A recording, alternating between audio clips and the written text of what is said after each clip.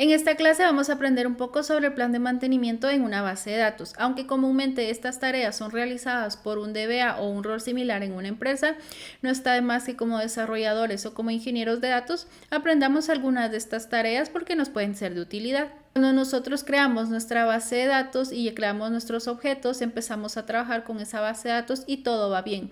No podemos esperar que con el tiempo todo siga funcionando bien sin prestar atención a nada. Sí es importante que constantemente se dé algún tipo de supervisión o de mantenimiento a la base de datos para garantizar que esa base de datos sigue funcionando bien. Podría ser que en estas revisiones o en este mantenimiento identifiquemos fallas de seguridad, errores en la estructura de la tabla, que la base de datos está creciendo de forma inesperada, entre otras cosas. Lo importante es identificar esas cosas a tiempo y poderlas resolver.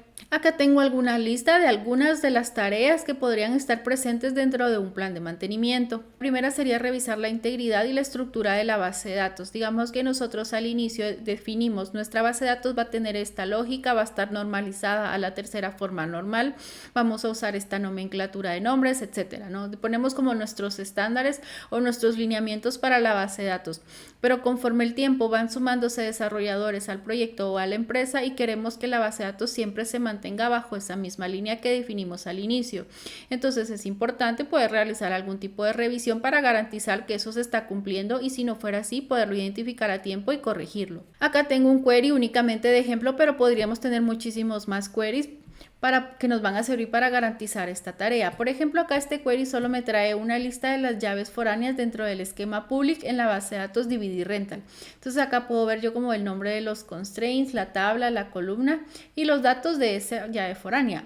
Y así yo podría tener otros queries similares para verificar las tablas o los tamaños de las tablas o que los nombres de los campos. Entonces con esta serie de scripts yo podría identificar si algo está incorrecto o algo no corresponde o alguna llave foránea hace falta o una llave foránea es incorrecta y entonces poder ir y corregir ese problema. Igual podríamos preparar esta serie de script y ya tenerlos listos para ejecutarlos en determinado periodo de tiempo. Otra de las tareas que podríamos realizar sería reorganizar los índices o reconstruir los índices que ya no funcionan. Para esta tarea en Postgres tenemos la instrucción reindex y podemos aplicar reindex database y el nombre de la base de datos. Eso significa que se va a ejecutar para toda la base de datos o si solo lo queremos ejecutar para todos los índices dentro de una determinada tabla o para un índice en específico. Entonces escribimos reindex, index y el nombre del índice para el cual queremos como reconstruir el índice. Y acá nos dice que ya se reconstruyó. O lo podríamos hacer para una tabla si quisiéramos. Este punto acerca de los índices, si nosotros estamos en una empresa y tenemos la base de datos de producción y la base de datos de desarrollo,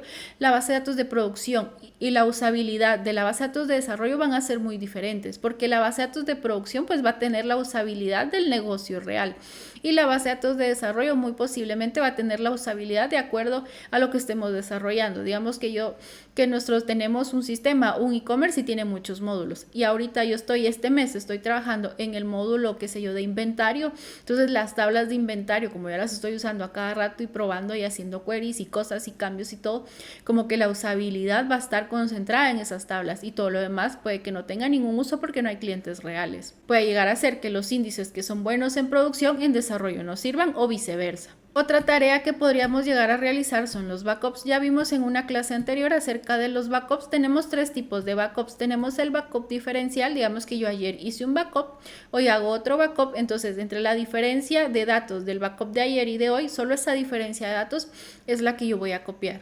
Tenemos el backup incremental que es similar, solo que acá sí incluye, digamos, tenemos el backup de ayer y el de hoy y toda la diferencia que encontré entre uno y otro es lo que voy a copiar. Y tenemos el backup completo que sería prácticamente copiar toda la base de datos. Ya aprendimos en la clase anterior sobre jobs, entonces podríamos crear un job que digamos que cada mes me genere un backup completo y que cada día me genere un backup diferencial o incremental.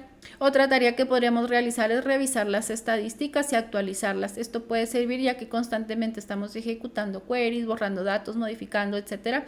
Entonces todo eso va generando como datos que se quedan allí guardados, ya no están como tal en las tablas, pero sí están ocupando espacio. Otra tarea sería ir como limpiando esos archivos de log para ir borrando como esos datos que se fueron quedando ahí almacenados por la ejecución de scripts. En Postgres tenemos la instrucción vacuum que nos puede servir para eso. Si yo ejecuto este select, Veamos que me va a dar el tamaño de esta base de datos Postgres. Si le ponemos acá DVD Rental, entonces nuestra base de datos DVD Rental es 13 megas. Vamos a ponerle DVD Rental Dev y tiene 17 megabytes. Vamos a ejecutar Vacuum Full, pero me voy a loguear a DVD Rental Dev. Ok, acá estoy logueada en la base de datos DVD Rental Dev. Vamos a ejecutar. Acá ya finalizó. Vamos a regresarnos acá y vamos a hacer nuevamente el select. Y vemos que de 17 megas pues redujimos 3 megas que seguramente estaban guardados en logs. En este caso nuestra base de datos es muy chiquitita y por eso el cambio no es significativo, pero ya en una base de datos grande, digamos que tuviéramos, qué sé yo, 20 gigas de log y limpiamos esas 20 gigas, ya 20 gigas ya es algo significativo. Otra tarea que podríamos realizar es revisar la fragmentación, que se mantenga por debajo de un 30%. Si estamos trabajando con bases de datos muy grandes, se recomienda como buena práctica hacer esta revisión cada 2 o 3 semanas. Si el porcentaje está muy alto, entonces podemos defragmentar la base de datos. En Postgres podemos agregar esta extensión que nos va a servir para revisar eso. En este caso yo ya la instalé, entonces si ejecuto acá me va a dar error.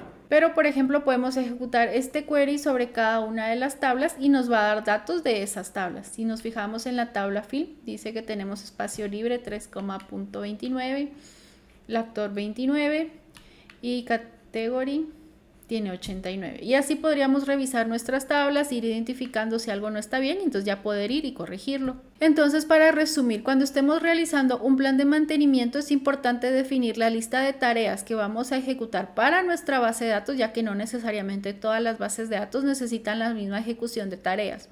Y luego establecer el intervalo que se va a ejecutar cada una de esas tareas. No necesariamente cada tarea se va a ejecutar como los mismos días o las mismas horas. Por ejemplo, podemos decir backups generales o completos, vamos a ejecutar una vez a la semana o una vez al mes. Backups diferenciales o incrementales todos los días o varias veces durante el mismo día, si mantener los datos es importante. También podríamos decir, ok, la revisión del esquema de la base de datos y la integridad de los datos lo queremos hacer de forma mensual o bimensual. Y el tema de índices podemos decir, ok, esto lo queremos hacer de forma trimestral o semestral, y así cada una de las tareas establecer un intervalo y preparar cada uno de los scripts para esas tareas y crear los jobs si fuera necesario para que se ejecuten de forma automática, y luego pues también generar algún tipo de reporte para poderlo revisar y dar el visto bueno de que todo está bien, y si no estuviera bien pues identificar lo que está mal y poderlo corregir.